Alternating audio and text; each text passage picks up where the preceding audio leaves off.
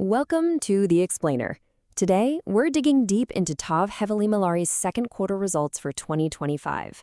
But we're not looking at it as just a stock ticker. No, we're looking at it as a business you might want to own for the long, long haul. And we're going to be using this exact framework from Warren Buffett. It's all about cutting through the day-to-day noise of the market.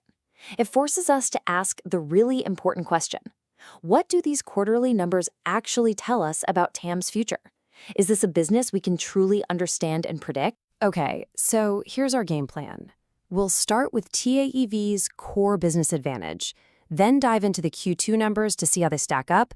After that, we'll check out their growth projects, what to watch out for, and then we'll wrap it all up. So first things first, to really get what these numbers mean, you have to understand the business itself.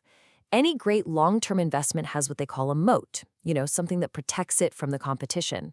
So what's TAV's? Well, a huge part of its strength is just how spread out it is. I mean, look at this. It's not just one or two airports. We're talking about a global network, over 100 airports in more than 30 countries. That kind of diversification gives it a ton of resilience. And this wasn't an accident. This global footprint was built piece by piece, very deliberately over many years. You see them going public, teaming up with a huge player like Group ADP, and then making smart acquisitions in key spots. This is the foundation we're standing on today. And this number, this is the real heart of TAV's moat. 32 years. That's the average time left on their government contracts to run these airports. It's just incredible. It creates a predictable stream of revenue for decades. That's the very definition of a durable competitive advantage. Okay, so with that solid foundation in mind, let's get to the numbers. Let's see how that durable model actually performed in the second quarter of 2025. Does the reality on the ground match the story? Now, what's really fascinating here isn't just the raw numbers themselves, but how they compare. TAV's results were almost exactly what the analysts and the market were expecting. And for a long-term shareholder, boring can be beautiful. It means stability, predictability, no nasty surprises. And here's a really cool little detail from one of the bank reports. In the 10 days before these results came out, foreign investors were buying more and more of the stock. It's like they could see the stability coming.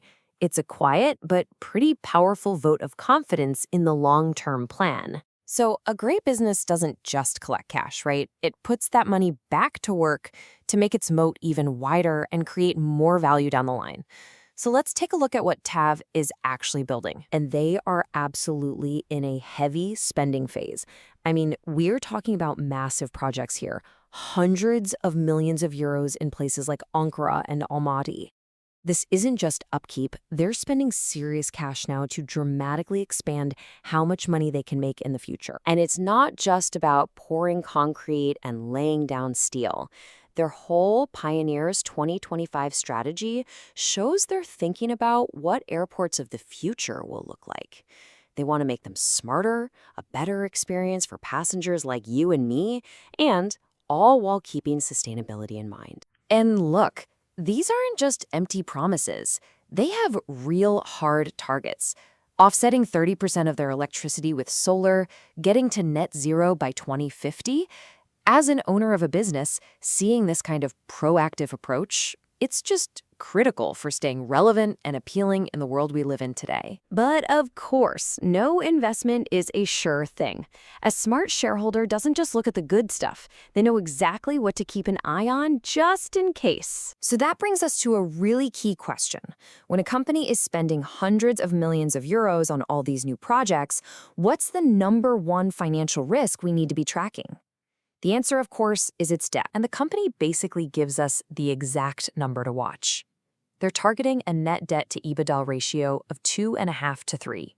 That tells us they're focused on that balancing act. Growing big, but not letting their debt get out of control. For us as shareholders, this is the most important health check to monitor right now. Okay, so let's wrap this all up. If you're looking at this from a long-term perspective, what's the real takeaway from this quarter's results? So, here it is, the long-term view in a nutshell. The good news, the core business is strong, those long contracts are rock solid, and their big growth plans are moving right along. The one thing to watch very carefully? The balance sheet.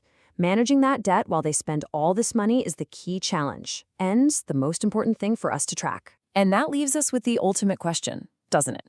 We know global travel is expected to double in the next 2 decades. TAV is betting billions to be ready for that. So, is this a brilliant move that will lock in decades of growth? Or will the sheer cost of it all be too heavy? The answer to that question is what makes long-term investing so challenging and so rewarding.